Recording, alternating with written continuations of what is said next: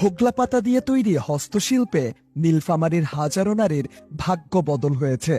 গ্রামের হতদরিদ্র নারীরা হোগলা পাতার দড়ি দিয়ে বাহারি হস্তশিল্প তৈরি করে জীবিকা নির্বাহ করছে।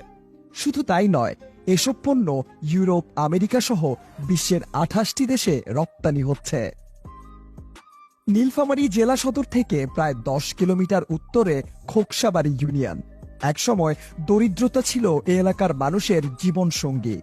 পুরুষেরা প্রতিদিন কাজ করলেও নারীরা ঘরের কাজ শেষে অবসর সময় কাটাতেন।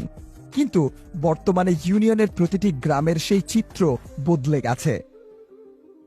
গ্রামগুলোর প্রায় প্রতিটি বাড়িতে হোগলা পাতার হস্তশিল্প তৈরিতে ব্যস্ত সময় কাটাচ্ছেন নারীরা। হোগলা পাতার রয়েছে নানা ধরনের নাম।